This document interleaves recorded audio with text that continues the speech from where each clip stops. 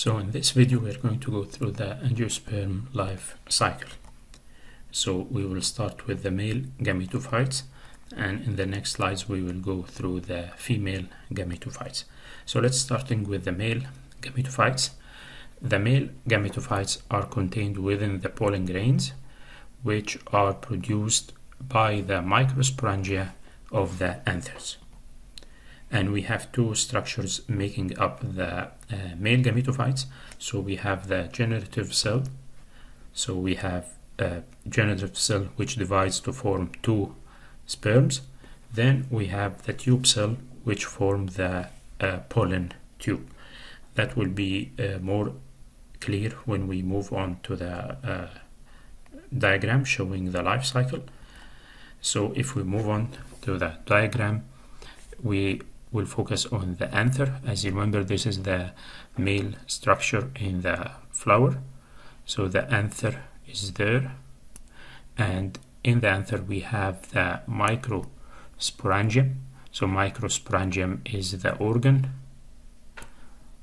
and through the process, and it is diploid structure.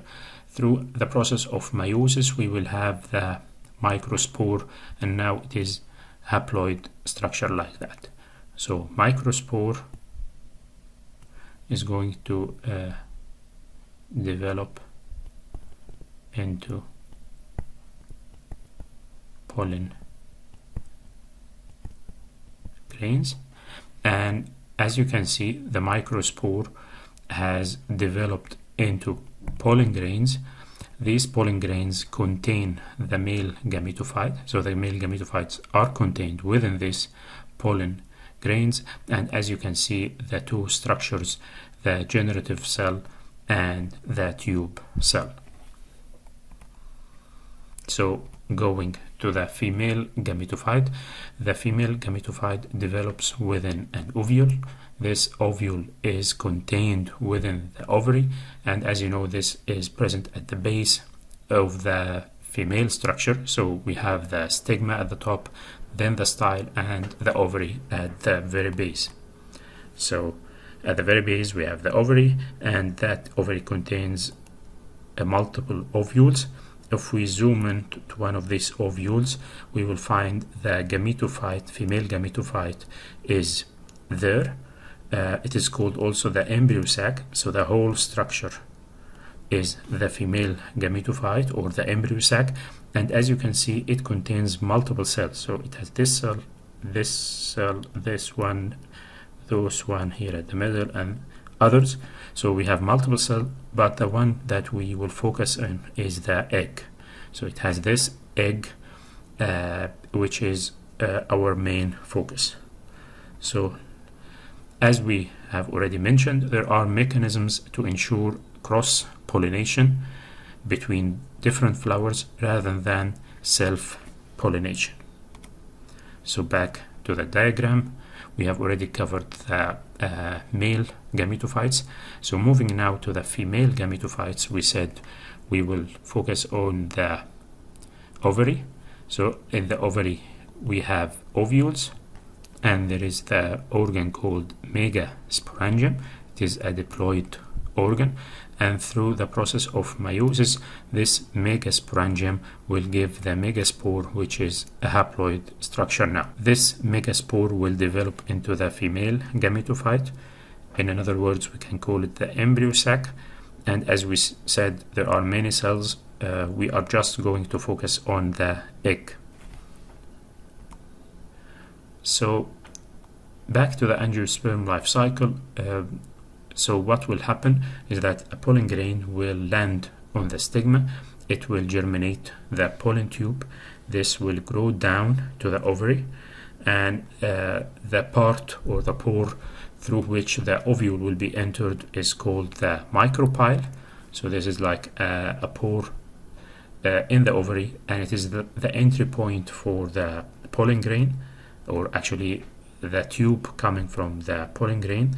So what will happen next is double fertilization, and this is the third F, if you remember. So the third characteristic of angiosperm, in addition to the flower and fruits.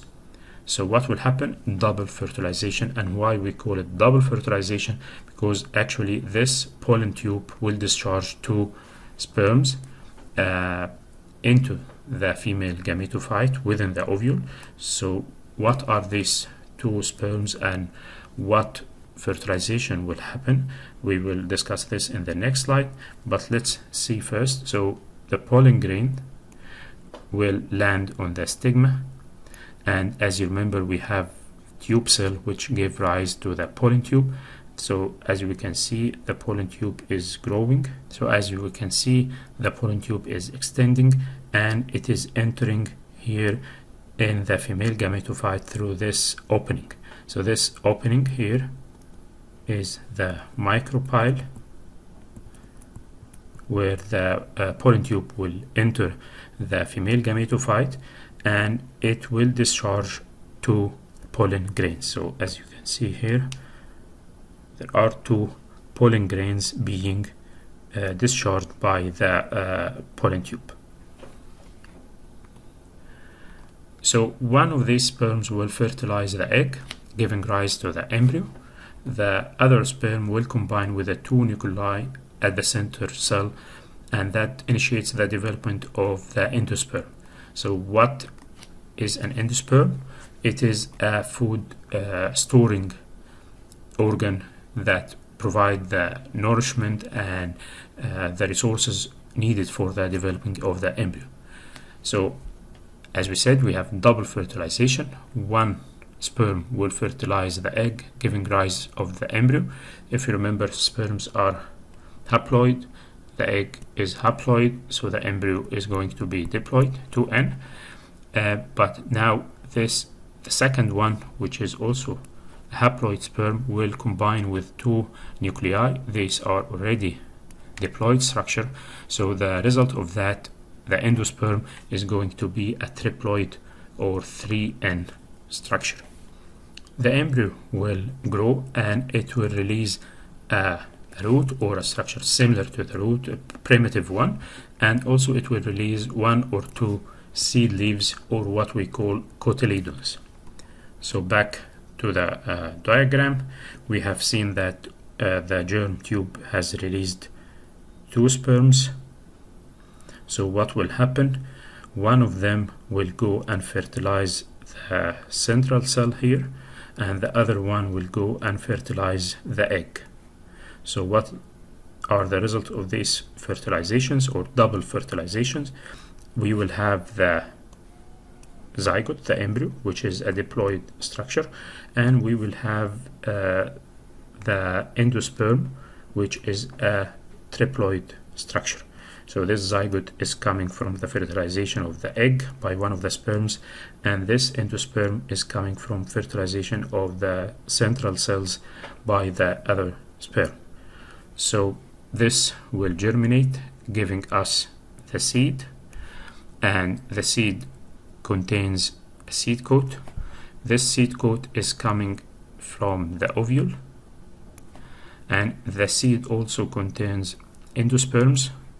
Endosperm, you remember, endosperm is triploid structure formed by the fertilization of the central cell here by one of the two sperms, and it contains also the embryo.